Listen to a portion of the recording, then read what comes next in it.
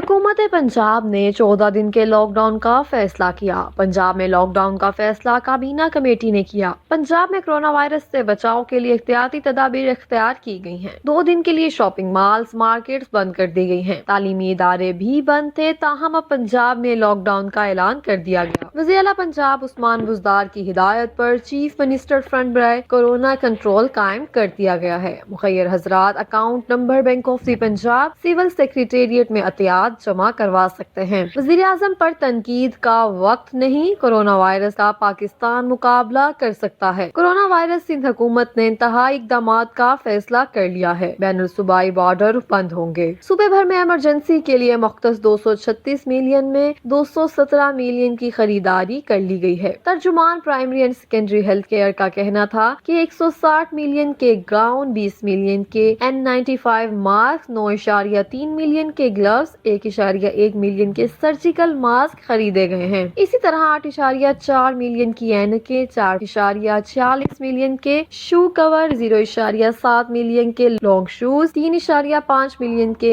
Sanitizer, 2.9 million کے face shield, 1.2 million کے examination gloves اور 4.84 ملین کے سرجیکل گلوز بھی خریدے گئے ہیں۔ وزیر اعلیٰ پنجاب عثمان بزدار کا کہنا تھا کہ قرنطینہ کے لیے 880 بیڈوں پر مشتمل 8 ہوٹلوں کی نشاندہی کر کے تیار کر لیا گیا ہے۔ گجرات، فیصل آباد، ٹیکسلا اور تمام ضلعی ہیڈ کوارٹرز میں قرنطینہ کے لیے مراکز تیار ہیں۔ قرنطینہ میں موجود متاثرین اور ان کے خاندانوں کو فوڈ پیکج فراہم کیا جائے گا۔ وزیر اعلیٰ پنجاب عثمان بزدار نے چیف منسٹر ایمرجنسی فنڈ کے قیام کا اعلان کرتے ہوئے اپیل کی ہے کہ چیف منسٹر ایمرجنسی فنڈ میں مخیر حضرات دل کھول کر عطیات دیں۔ آپ کی پائی کورونا وائرس کی روک تھام کے کیے جانے والے اقدامات پر خرچ کی جائے گی۔ لاہور میں 8 ہوٹلوں میں 880 بیڈز کی نشاندہی کر لی گئی ہے۔ ضرورت پڑنے پر انہیں استعمال کیا جا سکے گا۔ دیگر بڑے شہروں میں بھی ہوٹلوں میں قرنطینہ سینٹر بنانے کے لیے کام شروع کر دیا گیا ہے۔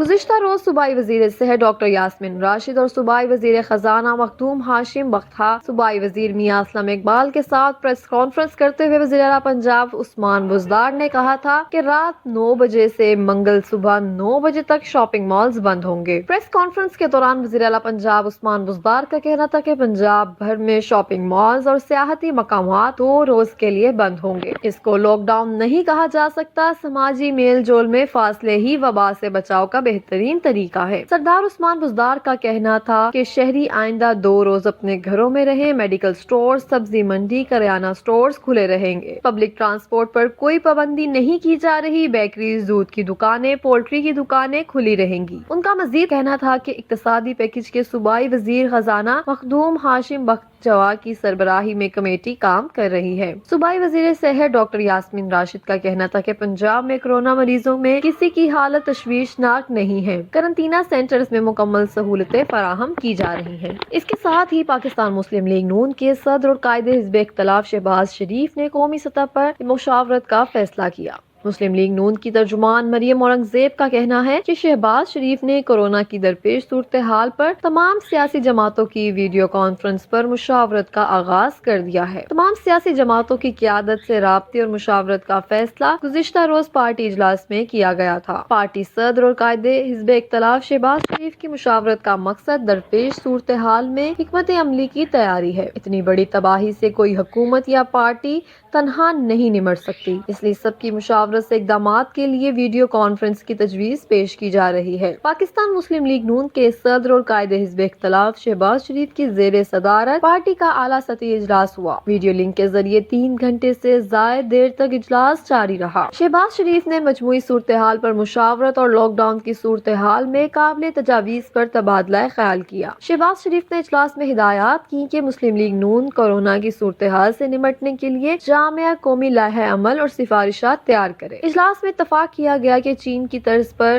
ملک بھر میں لاک ڈاؤن کی یکساں پالیسی اختیار کی جائے۔ شہباز شریف کا کہنا تھا کہ معاشی ٹیم، ہیلتھ ٹاسک فورس، سیاسی ٹیم، میڈیا ٹیم کو ذمہ داریاں سونپ دی گئی ہیں۔ ترتیب دی گئی ٹیمیں جنگی بنیادوں پر اپنے اپنے شعبے سے متعلق جامع تجاویز تیار کریں۔ شہباز شریف منگل 24 مارچ کو جامع قومی لائحہ عمل اور سفارشات قوم کے سامنے پیش کریں گے۔ شہباز شریف کا مزید کہنا تھا کہ قوم کو آگاہ کریں گے۔ معاشی، سماجی اور سیاسی میڈیا کے محاذ پر ہم سب کا کیا کردار ہونا چاہیے۔ لاک ڈاؤن اور ہنگامی صورتحال سے نمٹنے کے لیے معاشی حکمت عملی کا اعلان کیا جائے گا۔